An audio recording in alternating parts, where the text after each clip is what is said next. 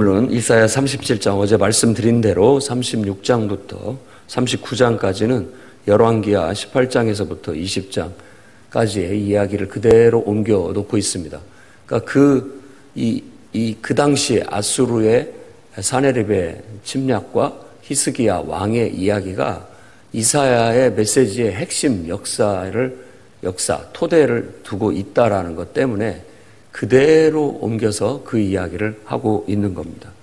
어제 말씀에도 랍사게의 두 가지 말을 통해서 어떤 면에서는 정말 뼈아프지만 맞는 말이고 또 실제로 자신들의 신앙이 생각보다 연약하다는 걸 알게 되었고 또 어떤 면에서는 하나님에 대한 모독이면서 또 우리의 신앙을 흔드는 그런 유혹의 말들이 마치 사탄의 음성처럼 들렸던 겁니다. 오늘 이 37장에서는 히스기야의 기도에 좀 초점을 맞춰서 얘기를 해주고 있습니다. 그러니까 이 히스기야는 바로 우리입니다. 신앙을 가지고 어떻게 그 상황을 대처하는가, 그것을 보여주는 대표적인 사람이라고 할 수 있겠습니다. 그러니까 히스기야 왕은 먼저 옷을 찢고 굵은 베옷을 입고, 굵은 베옷이라는 말이라든지 옷을 찢는다든지 극도의 슬픔을 나타낼 때의 표현인데, 특히 이제 사람이 죽었을 때, 사랑하던 사람이 죽었을 때 이와 같은 일들을 합니다. 베옷은 상복과 같은 옷이라고 볼 수 있어요. 여호와의 전으로 갔다라고 그렇게 얘기합니다. 그것은 하나님 앞에 이 사실을 아뢰고 하나님께 기도하기 위해서죠. 우리의 기도, 성도들이 하나님을 이제부터 나는 섬기겠다. 나는 하나님을 인정하고 그분을 나의 인생의 구원자로, 내 인생의 주인으로 인정한다. 이게 바로 우리의 하나님 앞에 서약, 신앙 고백이죠. 하나님께서도 그러면 우리를 우리 하나님이 되어주시고 우리를 하나님의 자녀로 삼아주신다라는 것이 우리와 하나님과의 상호 언약 관계입니다. 그런 관계를 가진 사람이 나는 하나님을 주인으로 삼고 내 인생의 구원자로 삼아 나가겠습니다 라고 하고 아무것도 하지 않는다. 그것은 죽은 믿음이라고 이미 성경에서는 익히 얘기를 하고 있습니다. 그럼 어떻게 해야 되느냐? 이제 그분과 소통을 하면서 그분과 상의하여 그분의 뜻을 구하고 그분 뜻대로 행동하도록 이제 서로 상호 소통을 해야 됩니다. 그게 기도라고 할 수 있는 거예요. 기도는 눈을 뜨고 내 의식이 있을 때부터 우리 스스로가 선택해서 하나님을 찾고 부르고 그분께 질문하고 그분께 묻고 그분께 보고하고 말하고 상의하고 하는 모든 것들을 다 포함한다 할 수 있겠습니다. 그래서 우리가 물과 성령으로 거듭났을 때 예수님을 나의 구원자로 고백하고 그분과 함께 죽고 그분과 함께 다시 태어났다. 물과 성령으로 거듭났다는 표현입니다. 그렇게 됐다면 그때부터는 내가 아니에요. 나라고만 생각하면 안 됩니다. 항상 나는 하나님과 연결된 나. 그래서 그게 거듭난 새 생명이라고 말합니다. 하나님의 생명이 늘 나하고 연결되어 있고 묶여 있기 때문에 우리는 하나님의 자녀라고 하는 겁니다. 근데 하나님과 무관하게 되면 이것도 아니고 저것도 아닌 것이죠. 그러니까 유대인들이 하나님을 믿는 모양은 가지고 있었으나 그들이 그러한 하나님과의 언약 관계를 그 삶의 원리를 놓쳤기 때문에 이런 상황에 무기력한 모습을 보일 수밖에 없고 그렇습니다. 그러나 히스기야를 통해서 우리에게 보여주는 것은 정말 굳건한 신앙으로 바로 서면 이길 수 있다. 이걸 보여주고자 하는 겁니다. 그러니까 히스기야는 우리에게 하나의 모델이 되는 거예요. 모범이. 그래서 늘 우리도 하나님 앞에 기도로 아뢰고 그냥 나의 속마음, 나의 생각, 나의 감정, 나의 모든 계획, 모든 것들을 하나님 앞에 오픈하고 또 그분과 함께 그분의 임재 안에서 상의를 드리는 거예요. 그러면 나도 말할 수 있지만 우리의 기도에서 놓치지 말아야 할 부분은 하나님은 이것에 대해서 어떻게 보실까?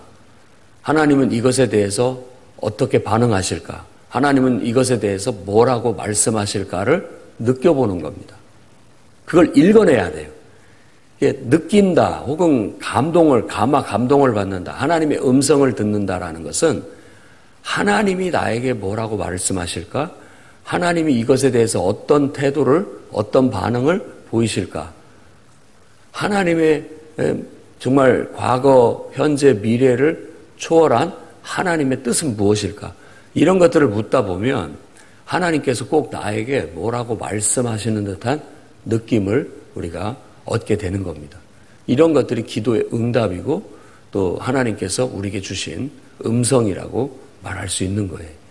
그것은 내가 처음 믿음을 가질 때부터 이제 계속 훈련을 하는 거예요. 누구나 다 삐아제가 얘기한 것처럼 우리의 인지가 어느 나이가 되면 다 그걸 할 수가 있습니다.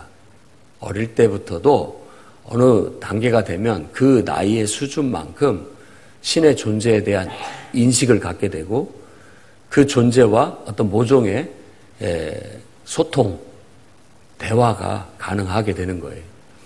그러면서 그 창조주 하나님과 그 나를 사랑하시고 나의 구원자 되시는 그분과의 어떤 일체감, 그분의 임재, 그분과 함께하고 있다라는 그런 어떤 동일시 같은 비슷한, 뭐라고 다 어떤 말로도 규정할 수 없는 하나님의 임재를 경험하게 되고 그분과의 영적인 소통을 이루어가게 되는 겁니다. 그러면서 인격적인 하나님과의 친밀함이 쌓여가는 거예요. 10년을 교회를 다니고 신앙생활을 했어도 인격적인 하나님과의 관계에 잘 훈련되지 않으면 항상 하나님은 낯설어요. 가까운 것 같은데 항상 머나먼 당신처럼 느껴지는 겁니다. 한 번도 내 감정을 나눠본 적이 없고 내 생각을 나눠본 적이 없고 내 삶을 나눠본 적이 없어요. 그러면 인격적으로 친밀해지지가 않습니다. 지금 대통령 후보들이 전국을 돌아다니면서 홍보를 하지만 우리는 언론을 통해서 우리는 그 사람을 잘 안다고 하는데 그 사람은 우리를 모릅니다. 한 번도 인격적으로 만나서 대화를 해보거나 생각을 나눠보거나 밥을 같이 먹어보거나 뭐 어떤 문제를 같이 겪어보거나 한 적이 없어요. 그렇기 때문에 인격적으로 서로를 안다라고 말할 수는 없는 겁니다. 그냥 아는 것이죠. 만일 우리가 하나님을 그렇게 알고 있다면 성경에서 봤어요. 얘기는 들었어요. 뭐 그 정도로 하나님을 객관적으로만 알고 있다면 우리도 이런 상황이 닥쳤을 때 무기력한 모습, 무기력한 신앙, 그런 무기력한 영적 상태밖에 나타날 것이 없을 겁니다. 그러나 처음부터 이 기도를 훈련하고 하나님과의 영적인 그런 관계 그리고 소통을 훈련하게 되면 서서히 하나님과 인격적인 그런 만남을 이루게 되고 그 만남을 통해서 내 감정을 나누고 내 생각을 나누고 내 삶의 상황을 나누면서 그 상황과 함께 하나님과 상의하고 함께 웃고 함께 울고 함께 아파하고 힘들어하는 그런 모종의 그분과는 뗄래야 뗄 수 없는 어떤 거의 동일시와 가까운 그런 하나님과의 일체감 하는 어떤 하나님 임재 속에서 살아가게 되면 내가 그분 안에 그분이 내 안에 있는 것처럼 그렇게 인격적인 관계를 쌓아가게 되면 어떤 상황에서도 그분과 나는 뗄래야 뗄 수 없는 친밀함이 늘 배어있는 그런 삶을 살아갈 수가 있게 되는 겁니다. 그 대표적인 모델이 오늘 나와 있는 히스기야입니다. 그도 이 말을 듣고 옷을 찢고 여호와의 전으로 하나님 앞에 나아간 겁니다. 여호와의 전이라고 한다면 물론 뭐 집에서 침대에서도 누워서도 얼마든지 기도할 수 있고 하나님과 대화할 수도 있지만 더 하나님의 임재를 깊이 느낄 수 있고 방해받지 않을 수 있는 공간, 하나님의 전이죠. 그래서 이 하나님의 전은 만민이 기도하는 집이다라고 해서 누구든지 와서 하나님께 묻고 하나님과 상의하고 하나님의 뜻을 구할 수 있는 그런 곳이죠. 여러분에게 있어서도 그런 장소, 그런 시간들이 있으면 좋습니다. 그걸 훈련을 쌓으셔야 돼요. 우리가 제자훈련 하지만 제자훈련의 근간은 거기에 있습니다. 하나님 말씀과 기도로 그분과 소통할 수 있는 시간, 공간을 안정적으로 훈련해서 몸에 배이게 하는 것. 그것이 하나님과의 인격적인 만남과 그분과의 영적인 동행을 할 수 있는 구체적인 실천이에요. 그게 안 되면 10년을 교회를 다녀도 1년짜리 신앙밖에 안 돼요. 그런데 그것이 되어서 인격적으로 그분과의 사귐이 일어나면 매년마다 영적으로 성장할 수가 있다라는 겁니다. 그래서 우리도 기도의 사람이 되어야 되겠습니다. 히스기야처럼. 이런 문제를 가지고 아이고 어떻게 할까 두렵다. 이제 낙심하고 절망하고 뭘 해야 할지 모르는 그런 상황에 있지 말고 하나님 앞에 가서 지금 상황이 이렇습니다. 랍사게가 와서 이렇게 말을 하고 있습니다. 하나님도 들으셨지 않겠습니까? 이런 이야기들을 하면서 하나님께 상의를 드리고 있다라는 거예요. 또한 그가 성전에 가서 기도할 때 자기 신하들이 세 신하들이 왔을 때 그들을 이사야 선지자한테 보냅니다. 그래서 그 선지자에게도 기도해달라고 기도 부탁을 한다는 거예요. 그래서 이 기도 부탁, 우리가 할 때 나도 기도하지만 서로 기도 부탁을 하고 그 문제를 위해서 같이 기도하는 것. 이런 것들이 아주 중요한 하나의 기도의 방식이라고 볼 수 있어요. 주의 종에게 좀 더 하나님과 가까운, 그건 이제 다 어떻게 그냥 말하기 좋게 하나님과 더 가까운 어떤 주의 종에게 기도 부탁을 하고, 그도 똑같죠. 나도 하나님 앞에 가서 상의를 하고 하나님께서 뭐라고 말하실지를 해석해보고 느껴보고 깨달아보고 뭐라고 하는 걸 들을 수 있어야 됩니다. 그러면 주의 종도 마찬가지겠죠. 누구한테 또 기도 부탁을 해서 또 그도 똑같은 마음으로 그 똑같은 기도의 제목을 가지고 기도하면서 그 부분에 대해서 하나님은 어떤 생각을 갖고 계신가? 그 부분에 대해서 하나님은 어떤 뜻을 갖고 계신가? 하나님은 이 일에 대해서 뭐라고 말씀하실까를 느껴보는 거예요. 해석을 하는 거예요. 영적인 해석. 근데 우리가 영적이다라는 것은 그것이 보이기도 하고 들리기도 한다라는 겁니다. 신의 존재가 우리 육신의 눈에는 보이지도 않고 들리지도 않지만 우리가 그분을 인정하면 그분이 보이기도 하고 들리기도 하는 겁니다. 그러면서 내 상황이 하나님의 시각으로 보이기도 하고, 그래서 그 상황이 보이면 해결책도 보이게 되고, 그 상황이 보이면 그 속에서 하나님의 뜻도 읽혀지고 하나님이 뭐라고 말씀하시는지가 느껴지는 거예요. 그게 기도 응답인 거죠. 기도의 응답이에요. 그래서 이사야에게 기도 부탁을 했고, 이사야는 이제 왕에게 이렇게 전달을 하라고 신하들한테 얘기를 합니다. 여호와의 말씀이죠. 그러니까 하나님의 뜻을 읽어내고 해석해서 말해주는 겁니다. 6절 말씀 하반절에 보면 여호와께서 이같이 말씀하시되 너희가 들은 바 아수르 왕의 종들이 나를 능욕한 말로 말미암아 두려워하지 말라. 보라, 내가 영을 그 속에 두리니 그가 소문을 듣고 그의 고국으로 돌아갈 것이며 또 내가 그를 그의 고국에서 칼에 죽게 하리라. 하나님의 뜻을, 하나님의 계획을 읽어냈어요. 하나님의 음성을 들은 거죠. 깨달은 거예요. 그래서 하나님의 음성을 듣는 법을 옛날에 저희 아버지께서도 저한테 물었고, 어떤 하나님의 음성을 듣는다 하니까 기도 중에 진짜 우리 말에 뭔가가 이렇게 들리는 어떤 것이 아닐까 해서 그런 것들에 대해서 좀 자세히 저한테 물었던, 그래서 그거에 대해서 좀 상의를 나눴던 적이 있습니다.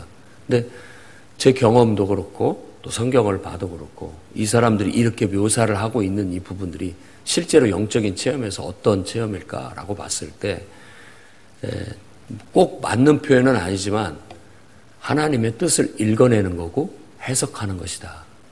그것이 하나님이 말씀하시듯이 음성화해서 표현을 하면 하나님의 음성이 되는 것이다 라고 그렇게 저도 조심스럽게 말씀을 드렸는데 그렇습니다. 제 경험상 그리고 또 하나님 말씀을 이렇게 읽고 묵상한 바에 의하면 그렇습니다.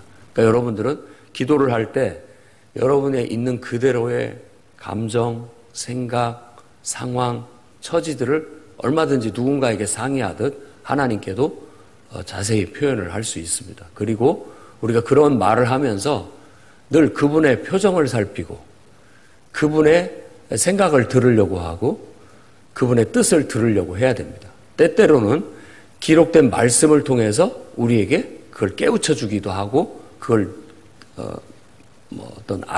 알게 해주기도 하고 때로는 기도하면서 어떤 환상 같은 어떤 우리들을 내면에 하나님께서 환상, 어떤 생각들을 떠오르게 해주셔서 보여주시기도 하고 들려주시기도 한다는 것을 기억해야 됩니다. 이런 면에 있어서 아주 탁월하게 잘 훈련된 민감한 사람들이 선지자들이에요. 그래서 이사야도 바로 그런 분들이라고 볼 수 있죠. 그래서 그가 하나님 앞에 나아가 이 상황, 지금 역사가 진행되고 있고 현실이라는 처지가 진행되고 있지만 바로 이와 같은 영적인 사람들은, 선지자 같은 사람들은 하나님의 시각으로 세상을 해석합니다. 그러니까 눈이 틀려요. 우리가 보는 눈하고 그 사람들이 보는 눈이 틀린 거예요. 우리 그리스도인들도 이제는 누구나 다 성령을 받고 성령의 은사가 우리에게 주어지게 되면 우리도 지혜의 말씀, 지식의 말씀의 은사를 받습니다. 이 지혜의 말씀, 지식의 말씀이라는 것도 바로 그런 뜻입니다. 뭔가를 깨닫고 해석할 줄 알고 읽어낼 수 있는 거예요. 상황을 딱 보면 지금 이 상황이 어떤 상황인지가 읽혀지고 보이는 거예요. 그리고 그것의 연장선인 미래가 보이고요. 그것의 연장선이었던 과거까지 보이는 거예요. 다 과거, 현재, 미래를 넘나들면서 해석이 되는 거예요. 그러면서 하나님의 뜻을 읽어내고 그 뜻을 발견하는 거죠. 요한이 반모섬에서 하늘로 올려와져서 천상에서 하늘에서 어떤 일이 일어나는지를 봅니다. 그러니까 하나님의 뜻과 계획을 보고 듣고 읽어내고 해석하는 거예요. 깨닫는 거죠. 그것을 우리에게 보고 들은 바를 우리가 알아들을 수 있도록 또 세상 사람들이 그걸 알고 회방하지 못하도록 그런 나름대로의 묵시적인 암시적인 그런 묘사들로 우리에게 그 자기가 보고 들은 바 그 속에 담겨져 있는 해석, 뜻을 우리에게 전달해주고 있는 거예요. 그게 예언서고 그게 예언입니다. 오늘 말은 두려워할 거 없다. 하나님의 뜻은 두려워하지 마라. 그러니까 우리가 피난처는 이런 환난 날의 피난처는 어디 뭐 굴에 들어가 숨는 이런 것도 있겠지만 진정한 피난처는 하나님 앞에 와서 믿음으로 똑바로 서면 그 속에 피난처가 생깁니다. 피난처가. 바로 지금과 같은 거죠. 히스기야가 여호와의 전 앞에 딱 서서 하나님 앞에 기도하고 또 선지자에게 기도 부탁을 했더니 하나님께서 바로 우리의 피난처가 되어주십니다. 두려워하지 마라. 그걸로 인해서 아수르 왕이 참남한 말을 하면서 하나님의 이름을 모독하고 우리의 믿음과 신앙을 철저히 욕보였다 할지라도 그것 때문에 흔들리지 마라. 네 믿음이 흔들리지 마라. 결국 내가 내 영을 그 속에 두겠다. 그러니까 하나님께서 영을 보내서 뭔가 역사를 일으킨다라는 그런 사상이 담겨있는 표현입니다. 영이라는 단어는 푸뉴마, 바람. 우리 일상에서 제일 쉽게 쓰는 거, 저 사람 바람났네, 바람났어. 그 속에 뭔가가 지금 사람을 이끌고 있어요. 어떤 바람이 불었어. 좋은 바람이 불면 좋죠. 아, 기도 바람이 불었네. 막 서로 기도하는 붐이 일어나가지고 서로 막 기도하고 싶어서 교회 와서 막 기도하고 경쟁하다시피 막 기도하고 이런 것들을 바람이 불었다고 하잖아요. 하나님께서 그런 생각, 그런 마음, 어떤 것들을 주시니까 사람들이 그것에 바람을 타가지고 막 가는 겁니다. 역사도 가만히 보면 파도가 치는 것 같이 보이지만 우리가 주로 보이는 건 파도죠. 그 파도를 일으키는 것은 바람이라는 거 아셔야 됩니다. 지금 뭐 코로나 팬데믹이 일어나고 또 뭐 전쟁의 소문이 들려오고 세상 경제적인 상황이 이렇게 돌아가고 다양한 뭐 복잡한 메커니즘에 의해서 우리가 계산할 수도 없을 만한 복잡한 일들이 세상에서 벌어지고 있는데 그게 마치 인생에 파도 치는 것 같아요. 그런 파도를 일으키는 것은 하나님의 바람입니다. 영이에요. 하나님께서 그렇게 역사하시니까 그런 일들이 일어나고 있는 거예요. 그러니까 지금 우리의 인생 속에서 어떤 일이 일어나는 데는 하나님이 성령으로 역사해 주셔야 그런 일들이 일어납니다. 그래서 우리는 마음을 열고 하나님의 뜻이 무엇인지를 구하고 무조건 내가 원하는 대로 다 해달라는 게 아니라 처음에는 그런 마음을 가지고 가지만 결국 우리가 하나님의 임재 속에 이렇게 나아가면 하나님의 뜻과 계획을 알게 되면 내가 그분의 뜻과 계획 속에 나를 맞춰가는 그런 식으로 우리 영성이 이렇게 나아가게 되는 겁니다. 결국 하나님은 앗수르를 들어 정말 진노의 막대기로 쓰셨지만 이제 때가 되면 하나님께서 또 바람을 일으켜서 그 나라도 약해지게 만들고 멸망하게 만들 것이에요. 근데 그와 같은 역사를 하나님이 영을 그 속에 보내셔서 그와 같이 하셨다라는 겁니다. 결국 그건 고국으로 돌아갈 수밖에 없게 될 것이다 라고 그렇게 말하고 그 고국에 돌아가게 되면 결국 칼에 그는 죽게 될 것이다.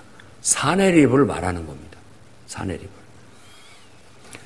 그런데 이런 응답을 듣고 나서도 8절부터 13절까지는 아직 사내립은 랍사게는 지금 예루살렘을 보유하고 있지만 사내립은 지금 이 유다 왕국이 목적이 아니에요. 그 밑에 있는 에티오피아, 이집트가 목적이에요. 거기 원정을 가서 거기를 점령하려고 하고 있기 때문에 그렇습니다. 그러니까 여기는 그냥 거쳐가는 곳인 것이죠. 그래서 그들과의 그들도 이집트도 가만히 있겠습니까? 군사를 일으켜서 대항을 하려고 올라오고 있고 사내립과 이제 대립을 하려고 하는 상황이고 그런 상황 속에서 랍사게가 이제 이 아수르 왕이 왔다라는 전가를 듣고 같이 합세해서 다시 한번 히스기야 왕에게 편지를 써서 그들을 또 항복을 종용하는 내용이 나옵니다. 똑같은 말이에요. 너희들은 아수르 왕 앞에 질 수밖에 없다. 항복해라. 라는 것이고 너희들의 신은 전혀 도움이 되지 않을 것이다. 이런 식의 참담한 말을 하게 됩니다. 그거를 들고 다시 한번 또 14절에 여호와의 전에 올라가서 그걸 펴놓고 하나님께 기도합니다. 이 기도문은 우리가 배워야 할 그런 기도문이죠. 15절부터 여호와께 기도하여 이르되 그룹 사이에 계신 이스라엘 하나님 만군의 여호와여 주는 천하 만국의 유일하신 하나님입니다. 이런 표현들은 찬양입니다. 그래서 항상 하나님을 부르고 제일 먼저 해야 할 것이 하나님에 대한 찬양 형태, 하나님을 높이는, 하나님을 칭찬하는 그런 내용의 기도를 하나님께 먼저 드린 다음에 그 다음에 이제 형식상 한다면 우리의 죄를 회개하고 그 다음에 결국 우리의 간구를 드리고 그 다음에 예수님의 이름으로 기도한다 이런 식의 기도 형태를 우리는 배웠고 그렇게 훈련하고 있습니다. 17절에 우리의 여호와의 귀를 기울여 들으시옵소서 눈을 뜨고 보시옵소서 사내립이 사람을 보내어 살아계신 하나님을 회방한 모든 말을 들으시옵소서라고 하면서 자신들의 지금 현재 상황을 하나님께 아뢰고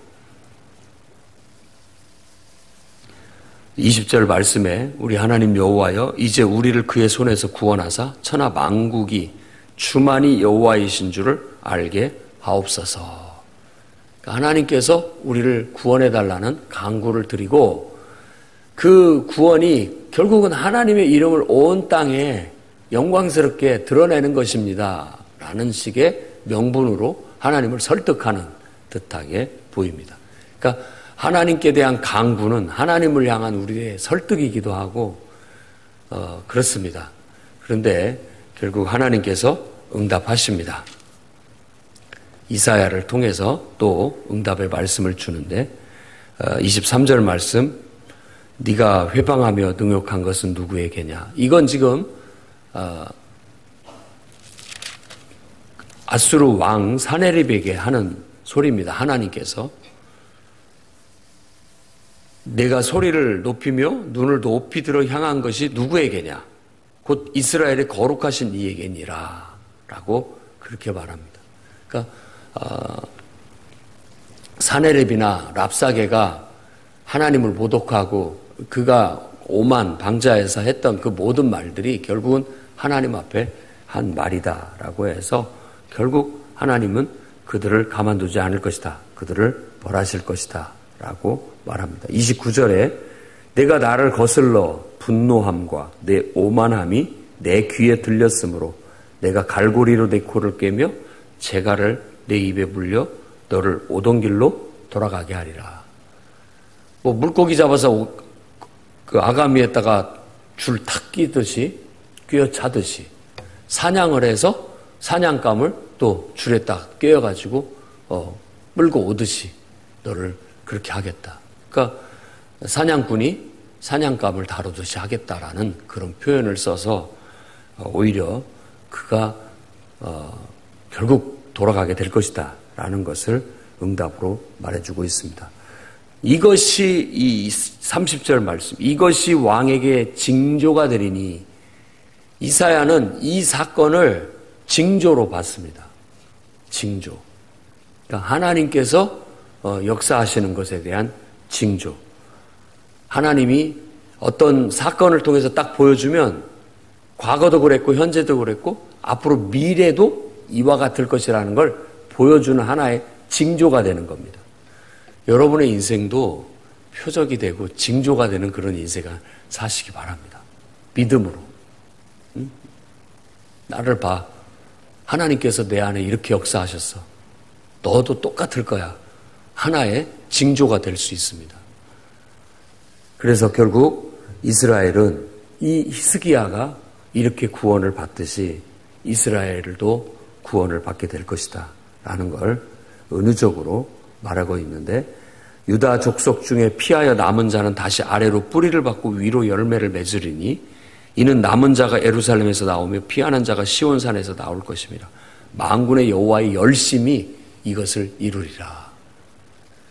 우리는 우리가 뭘 해야 하나님께서 뭘 하실 수 있다라고 생각하지만 사실은 하나님이 뭘 해야 우리가 뭘 할 수 있습니다. 하나님의 열심이 우리를 통해서 역사가 일어나게 만들고 나타나는 거예요. 그러니까 우리가 기도하는 건 하나님께서 강력하게 역사해달라고 하나님의 이 정말 열심히 우리 가운데 하나님의 영이 부어져서 그 영에 의해서 하나님의 역사를 이루고 하나님의 뜻을 이룰 수 있기를 바라는 그런 기도. 그러니까 기도는 하나님의 역사와 내가 함께 그 역사에 동참하기 위한 기도입니다. 그 기도를 사역이라고 하는 거예요.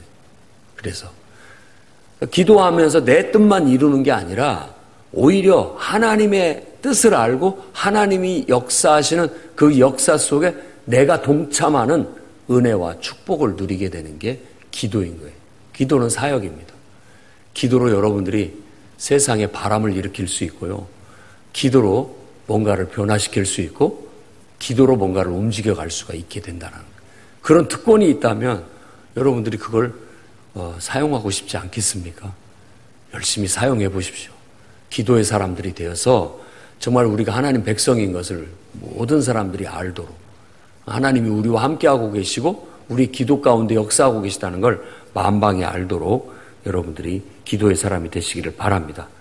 실제 어떤 일이 벌어졌느냐? 그때 결국은 18만 5천 명이나 되는 아수르의 대군을 하나님께서 사자를, 그러니까 하나님의 사자, 어떤 천사를 보내서 그들을 치셨어요.